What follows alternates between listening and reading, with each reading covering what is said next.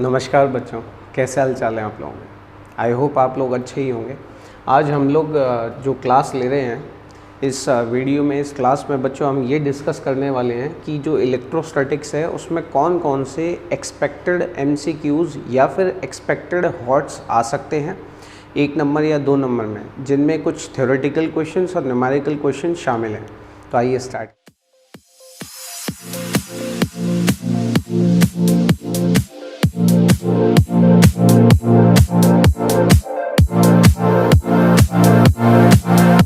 चलिए students start करते हैं।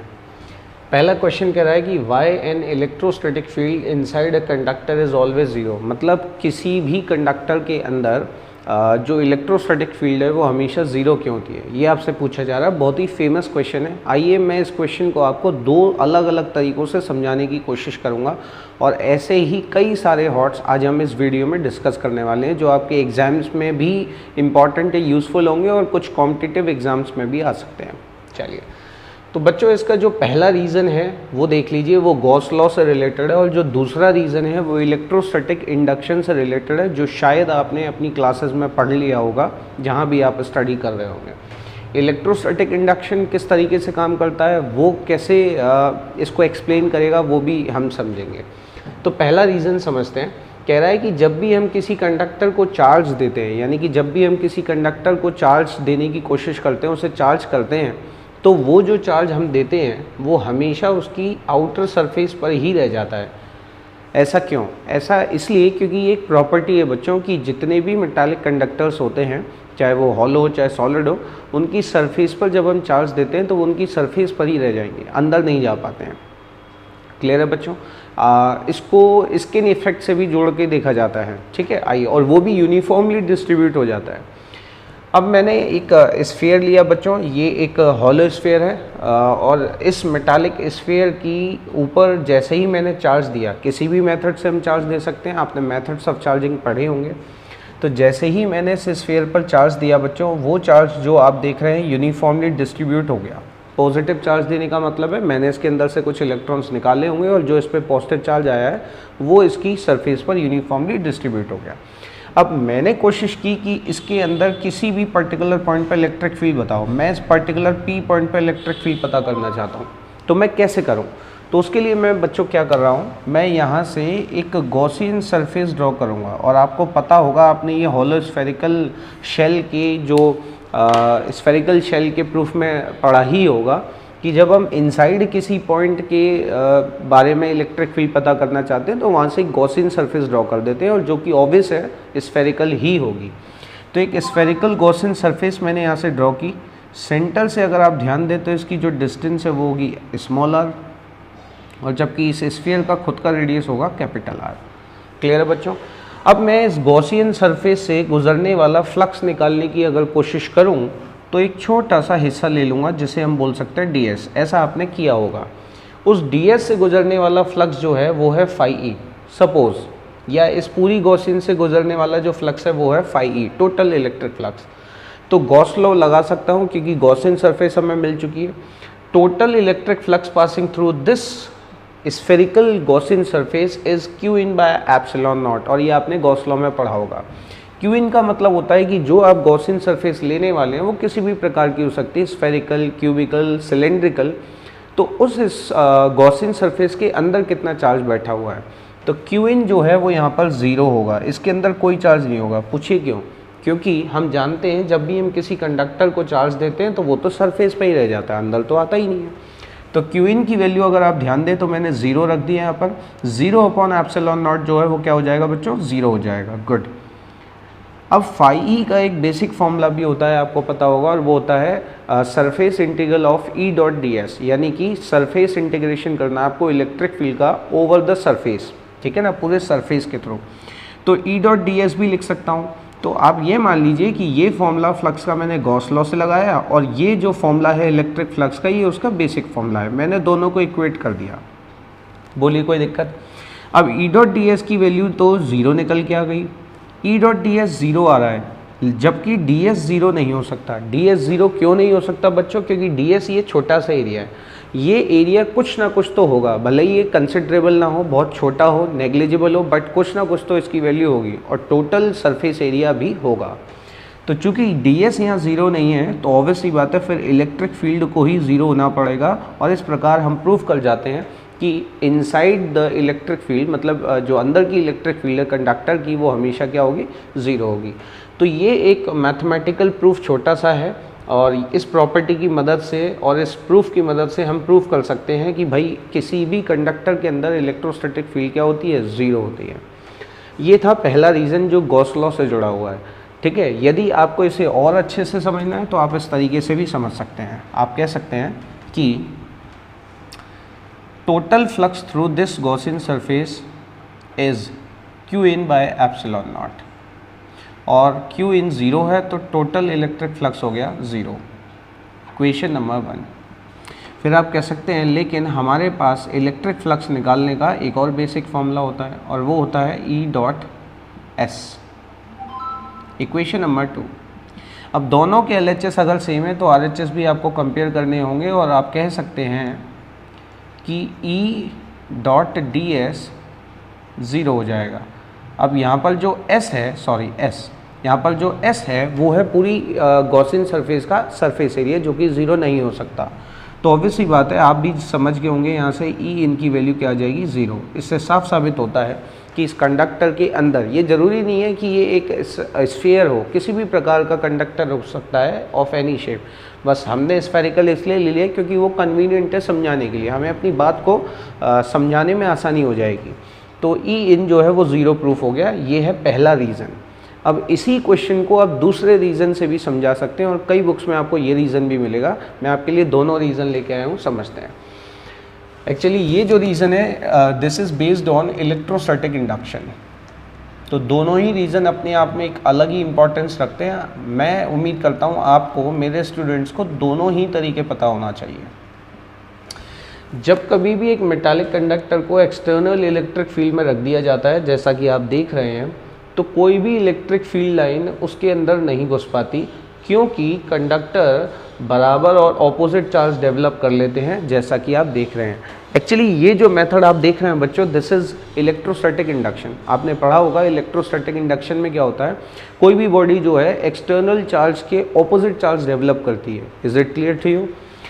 मैं आपको ये फॉर्मूला बता रहा हूँ। This formula is for induced charge का अमाउंट, यानी कि इस फॉर्मूले से Q डैश जो है वो इंड्यूस्ड चार्जेस का अमाउंट है। Q जो है वो बाहर रखा हुआ चार्ज है, एक्सटर्नल चार्ज है बच्चों, इंड्यूसिंग चार्ज भी कह सकते हैं आप इसे। और K जो है वो उस कंडक्टर के मीडियम का, जिसकी हम बात कर रहे हैं, जिसके अंदर हमें इंड्यूस्ड चार्जेस देखने हैं बच्चों, उसका डाइलेक्ट्रिक कांस्टेंट है।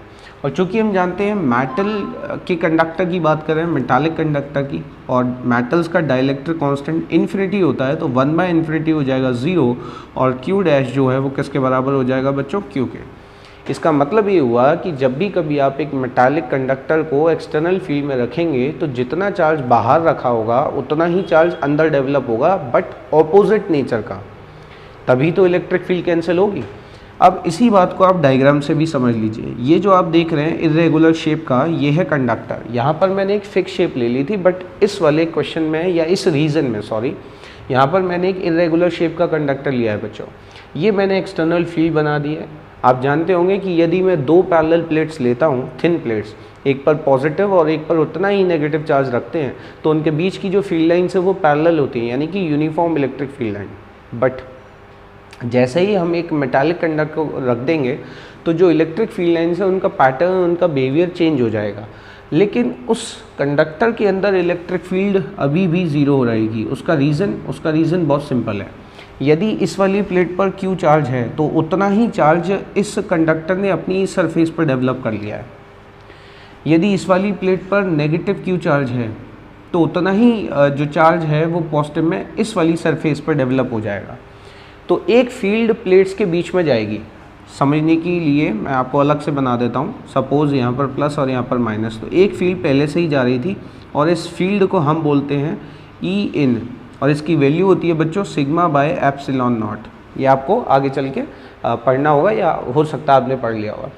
तो यदि इन प्लेट्स के बीच में कोई कंडक्टर नहीं रखा होता तो जो इलेक्ट्रिक फील्ड हो पॉजिटिव टू नेगेटिव जा रही होती, यूनिफॉर्म जा रही होती, डायरेक्शन और मैग्नीट्यूड में कांस्टेंट, और उसकी वैल्यू होती sigma by epsilon not. But जैसे ही आपने एक मेटालिक कंडक्टर रख दिया जो कि हॉलो मेटालिक कंडक्टर भी हो सकता है, तो उसने बराबर और ऑपोजिट चार्जेस को डेवलप कर लिया और उसके खुद के अंदर भी एक इलेक्ट्रिक फील्ड डेवलप हो जाती है ऑपोजिट में, जो कि बाहर वाली फील्ड को कैंसिल आउट करके नेट फील्ड ज़ीरो कर लेती है। तो आपसे कोई पूछे कि क्या कंडक्टर के अंदर डेवलप होती है फील्ड? हाँ होती है, इंड्यूस चार्जेस की वजह से, बट वो इलेक्ट्रिक फील्ड जो इंड्यूस चार्जेस की वजह से डेवलप होती है वो एक्सटर्नल फील्ड को कैंसिल आउट करके नेट इलेक्ट्रिक फील्ड जीरो कर लेती है। तो अगर मैं अच्छे से कहूँ तो कह सकता हूँ कि नेट इलेक्ट्रिक फील्ड जो है वो ज़ीरो हो जाती है। तो इसी सेम क्वेश्चन को समझने के we have two different methods, two different approaches, जो कि आपको ज़रूर पता होना चाहिए। आई होप आपको समझ में आ गया होगा और आपको दोनों तरीके याद रखने हैं। चलिए नेक्स्ट क्वेश्चन की ओर बढ़ते हैं। क्लियर है बच्चों? चलिए नेक्स्ट क्वेश्चन की ओर बढ़ते हैं। क्वेश्चन कह रहा है कि why must electrostatic field be normal to the surface of a conductor at every point. इसका मतलब ये हुआ बच्चों कि अगर हम किसी भी कंडक्टर की बात कर रहे हैं और उसको चार्ज दिया हुआ है, तो जो उससे निकलने वाली इलेक्ट्रिक फील्ड है, अंदर तो नहीं होती है इलेक्ट्रिक फील्ड, जो उससे निकलने वाली इलेक्ट्रिक फील्ड है वो हमेशा उसकी सरफेस के नॉर्मल क्यों होनी चाहिए। नॉर्मल मीन्स परपेंडिकुलर क्यों होनी चाहिए। क्लियर है ना? परपेंडिकुलर क्यों होनी चाहिए। तो ये इस क्वेश्चन में पूछा हुआ है और ये काफ़ी अच्छा और फेमस क्वेश्चन है। ये बोर्ड के एग्ज़ाम्स में भी काफ़ी बार आ चुका है। आइए समझते हैं। तो ये आपके सामने मैंने एक कंडक्टर बना रखा है और आप जानते ही हैं कि जब भी हम किसी कंडक्टर को चार्ज देते हैं तो वो चार्ज उसकी आउटर सरफेस पे ही रह जाता है और यूनिफॉर्मली डिस्ट्रीब्यूट हो जाता है। तो ये जो मैंने चार्ज दिया है क्यू चार्ज, ये इसकी आउटर सरफेस पे ही यूनिफॉर्मली डिस्ट्रीब्यूट हो गया है। अब पहले इस लैंग्वेज को समझते हैं। ये आंसर क्या कह रहा है? कह रहा है कि जैसा कि हम जानते हैं इलेक्ट्रोस्टैटिक्स में जो चार्जेस होते हैं सरफेस ऑफ द कंडक्टर, उन्हें स्टैटिक कंडीशन में रहना चाहिए। बात तो सही है, क्योंकि इलेक्ट्रोस्टैटिक्स का मतलब ही होता है चार्जेस एट रेस्ट, वो मूव नहीं कर सकते, अदरवाइज वो इलेक्ट्रोस्टैटिक फील्ड के चार्जेस नहीं कहलाएंगे। स्टैटिक होना चाहिए यानी कि उन पर कोई फोर्स नहीं लगना चाहिए। ये सिर्फ तभी पॉसिबल है जब कोई भी कंपोनेंट जो है फील्ड का सरफेस के अलोंग ना है। अब इसका मतलब क्या हुआ, आइए आप समझते हैं। बच्चों ध्यान दीजिएगा, अगर मैं आपसे कहूँ कि ये एक स्फीयर है और इसकी फील्ड जो है ऐसे जा रही है, आप इसको ऐसे भी बना सकते हैं, इट्स अप टू यू, ये आपके ऊपर है। इसकी जो फील्ड है वो ऐसे जा रही है। सपोज ये है इलेक्ट्रिक फील्ड। क्लियर है बच्चों? This is the electric field. चलिए आप यहाँ भी बना सकते हैं, कैसे भी बना सकते हैं, आप कहीं भी बनाएं, वो परपेंडिकुलर ही होगी। ये इलेक्ट्रिक फील्ड है। अब मुझे आप ये बताएं बच्चों कि ये इलेक्ट्रिक फील्ड नॉर्मल है, ठीक है ना? अगर इस इलेक्ट्रिक फील्ड के मैं कंपोनेंट करूं और ये तिरछी इलेक्ट्रिक फील्ड जाए, सपोज़ ये किसी और एंगल पे जाती, ये परपेंडिकुलर नहीं जाती, सपोज़ ये किसी और एंगल पे जाती, मान लीजिए ये इस एंगल पे जा रही है, तो क्या होता? अगर ये परपेंडिकुलर नहीं है तो क्या होता बताइए? तो इसके दो कंपोनेंट्स आते हैं। इस इलेक्ट्रिक फील्ड का एक कंपोनेंट आता है इधर और एक कंपोनेंट आता है इधर टेंजेंशियल, यानी कि सरफेस के अलोंग, इसे हम कहेंगे सरफेस के अलोंग, ये आता। और आप सब जानते हैं कि अगर मैं इस एंगल को थीटा मान लूँ तो ये हो जाएगा ई कॉस थीटा और ये हो जाएगा ई साइन थीटा। आप अगर इसे थीटा मानेंगे तो ये ई कॉस थीटा, ये ई साइन थीटा।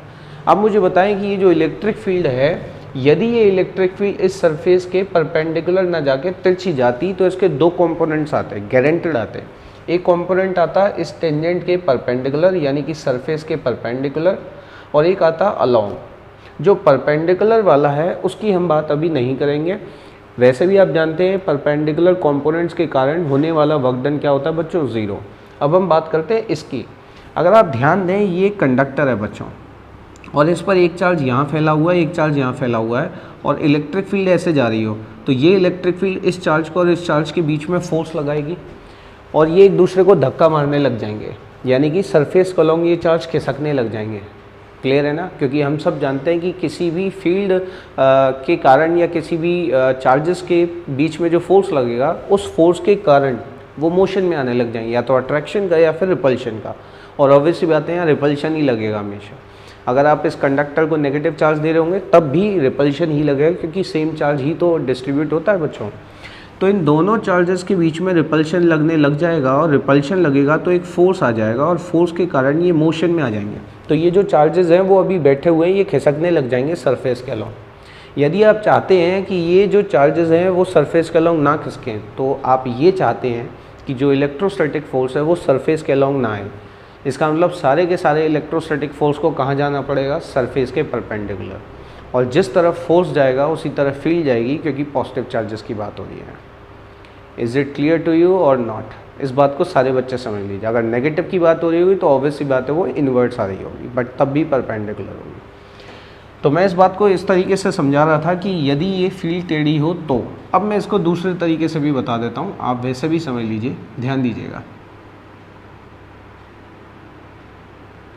ठीक है, देखिए ये वो फील्ड है जिसकी हम बात कर रहे हैं, और ये जो इलेक्ट्रिक फील्ड है बच्चों, ये इस पर्टिकुलर पॉइंट पर जब हम टेंजेंट डाल रहे हैं तो इस टेंजेंट के परपेंडिकुलर जा रही है। क्यों ऐसा ज़रूरी है? ऐसा क्यों ज़रूरी होना चाहिए? इसलिए ज़रूरी होना चाहिए क्योंकि ये जो इलेक्ट्रिक फील्ड है वो सारी की सारी इसके परपेंडिकुलर चली गई है। तो इधर आने वाली जो इलेक्ट्रिक फील्ड है, जिसे मैं कह सकता हूँ ई टेंजेंशियल, उसकी वैल्यू बताइए कितनी हो गई? तो आप सब बोलेंगे वो 0 हो गई। तो बच्चों यदि सारी की सारी इलेक्ट्रिक फील्ड जो है वो सरफेस के परपेंडिकुलर जा रही है, तो टेंजेंशियल इलेक्ट्रिक फील्ड कितनी हो गई? आप बोलेंगे सर 0 हो गई। और अगर टेंजेंशियल इलेक्ट्रिक फील्ड 0 हो गई बच्चों, तो फोर्स ऑन द चार्जेस या force between the charges in tangential direction, वो भी क्या हो गया? आप कहोगे सर वो भी 0 हो जाएगा, क्योंकि जैसा फोर्स वैसी फील्ड, वो भी 0 हो जाएगा। इन चार्जेस के बीच में, जैसे यहाँ पर एक पॉजिटिव चार्ज है, यहाँ पर एक पॉजिटिव चार्ज है, तो इनके बीच में कोई रिपल्शन लगेगा ही नहीं। क्यों? क्योंकि कोई फील्ड ही नहीं आ रही along the surface, tangential field. जब कोई फोर्स ही नहीं लग रहा होगा तो ये चार्ज जहाँ पड़ा होगा वहीं पड़ा रहेगा हमेशा, और ये चार्ज जहाँ पड़ा होगा वहीं पड़ा रहेगा हमेशा, क्योंकि फोर्स के बगैर मोशन नहीं होगा। तो आप बोल सकते हैं कि there will be no motion of charges. और जब कोई मोशन नहीं होगा तो आप जानते हैं charges will remain in static condition, और जो कि होना भी चाहिए। क्यों बच्चों? क्योंकि हम इलेक्ट्रोस्टैटिक्स पढ़ रहे हैं, इलेक्ट्रोस्टैटिक फील्ड की बात कर रहे हैं। क्लियर है ना? ये था सेकंड क्वेश्चन। ये काफ़ी फेमस क्वेश्चन था, ये उसका रीज़न है और ये उसका एक्सप्लेनेशन। आई होप आप समझ गए होंगे। आइए नेक्स्ट क्वेश्चन की ओर बढ़ते हैं।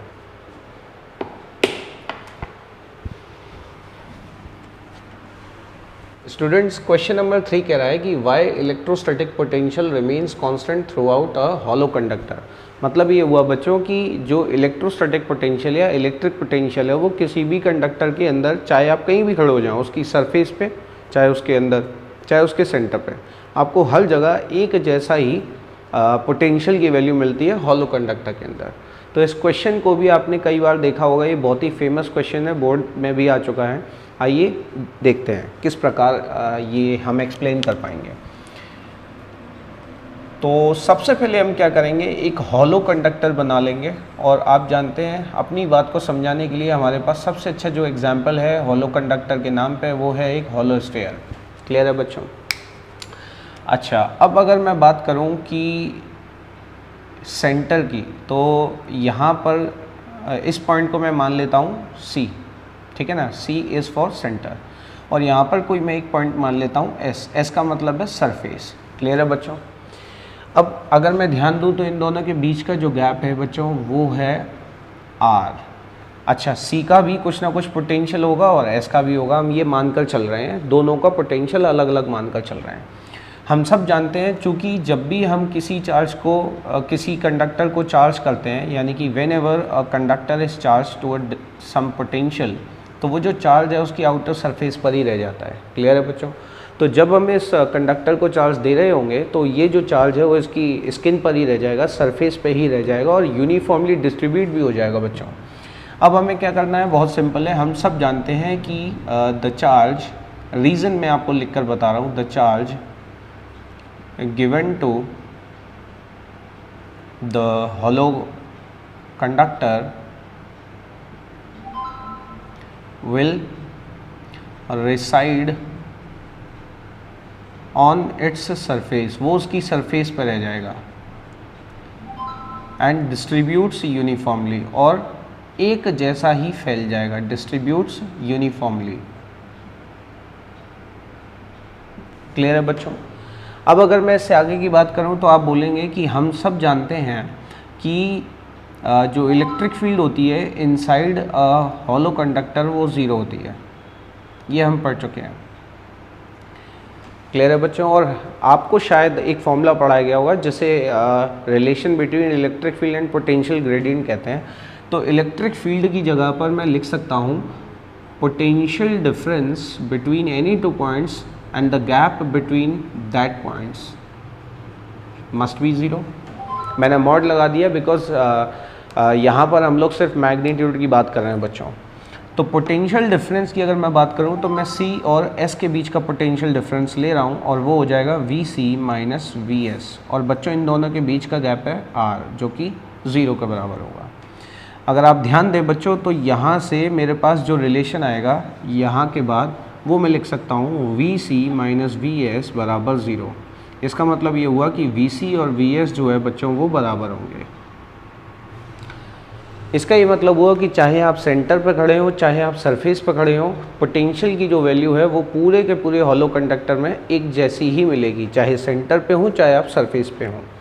तो ये मैंने उस बात का मैथमेटिकल प्रूफ देने की कोशिश की है जिसको ये पूछ रहा था। इसने पूछा था कि पोटेंशियल चाहे आप सरफेस पर खड़े हो चाहे यहाँ खड़े हो, चाहे पी पॉइंट की ही बात क्यों ना करूँ, इस पी पॉइंट का भी पोटेंशियल सेम होगा। तो पूरे सरफेस पे पूरे कंडक्टर के अंदर पोटेंशियल एक जैसा रहता है, इलेक्ट्रोस्टैटिक फील्ड एक जैसी नहीं रहती। अंदर इलेक्ट्रोस्टैटिक फील्ड 0 होती है, सरफेस पर मैक्सिमम, और सरफेस से बाहर जाओगे तो डिक्रीज होती है इन्वर्सली। क्लियर है बच्चों। ये इस क्वेश्चन का मैथमेटिकल प्रूफ है और बहुत ही फेमस क्वेश्चन है। अब चलते हैं नेक्स्ट क्वेश्चन की ओर। ये भी बहुत अच्छा और प्यारा क्वेश्चन है। कह रहा है एक ऐसा सिस्टम बताइए जहाँ पर इलेक्ट्रोस्टैटिक फील्ड 0 हो, कैपिटल ही बनाना है एक्चुअली, ये ऐसे ही कोई भी सिंबल ना बनाए, मार्क्स कट सकते हैं आपके। ऐसा सिस्टम बताइए जहाँ पर इलेक्ट्रिक फील्ड 0 हो बट इलेक्ट्रिक पोटेंशियल 0 नहीं होता है। तो इसका सबसे अच्छा एग्जाम्पल है हॉलोस्फीयर। वैसे कई सारे आंसर्स हो सकते हैं बट बेस्ट एग्जाम्पल है हॉलोस्फीयर। अब हॉलोस्फीयर क्यों, उसका रीज़न आपके सामने है।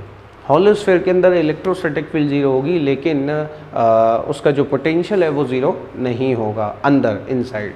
क्लियर है। तो एग्जाम्पल हो गया। ये 1 मार्क क्वेश्चन था। ये क्वेश्चन 1 नंबर में भी आ सकता है और 2 नंबर में भी आ सकता है। क्लियर है बच्चों। चलिए नेक्स्ट क्वेश्चन करते हैं। नेक्स्ट क्वेश्चन समझिएगा सारे बच्चे। क्वेश्चन नंबर 5, इसका just opposite.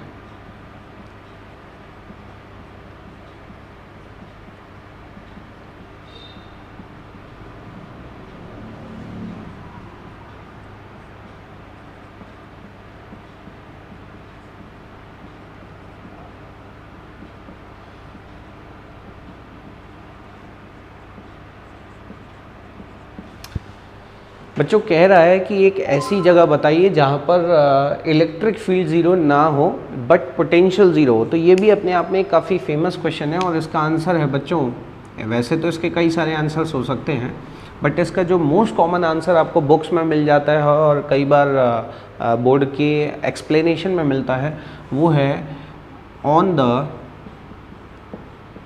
Equatorial line of electric dipole. Electric dipole के पास बच्चों जो इक्वेटोरियल लाइन होती है उस पर अगर आप ये काम करते हैं तो आपको इलेक्ट्रिक फील्ड 0 नहीं मिलेगी बट पोटेंशियल 0 होगा। कैसे, आइए जान लेते हैं, एक बार चेक कर लेते हैं। तो एग्जाम्पल के लिए, समझाने के लिए मैंने यहाँ पर एक चार्ज ले लिया है और ये दूसरा सेम मैग्नीट्यूड का चार्ज, दिस इज़ डाइपोल, और ये इसकी इक्वेटोरियल पोजीशन वाली लाइन है बच्चों। क्लियर है। चलिए ये पी पॉइंट है जहाँ पर हम बात कर रहे हैं। इस पूरे सिस्टम की वजह से यहाँ पर जो फील्ड आती है वो इस डायरेक्शन में आती है। आपको पता होगा, आपने पढ़ा होगा, और उसका फॉर्मूला होता है KP/R³। ये डिस्टेंस R होती है अगर तो। जबकि आप कहीं भी खड़े हो जाइएगा, चाहे यहाँ आ जाए चाहे यहाँ आ जाए, डिस्टेंस जो है वो चेंज होती रहेगी और डाइपोल मोमेंट P है जो कि फिक्स है, K कांस्टेंट है, तो इक्वेटोरियल पर ये फील्ड आती है। बट अगर आप ध्यान दें तो इस P पॉइंट पर टोटल जो पोटेंशियल है उसे निकालने के लिए आप लोग को 2 प्रकार के पोटेंशियल जोड़ने होंगे। एक पॉजिटिव चार्ज नेगेटिव चार्ज की वजह से और एक पॉजिटिव की वजह से, और ये आएगा 0। तो इस प्रकार ये जो आंसर मैंने लिखा है इसका एक्सप्लेनेशन भी मैंने आपको दे दिया। आई होप आपको ये 5 क्वेश्चंस अच्छे लगे होंगे। ऐसे ही कुछ और क्वेश्चंस के साथ मैं दोबारा से हाजिर हो जाऊंगा। तब तक इनको अच्छे से पढ़ें और याद करें। नमस्कार।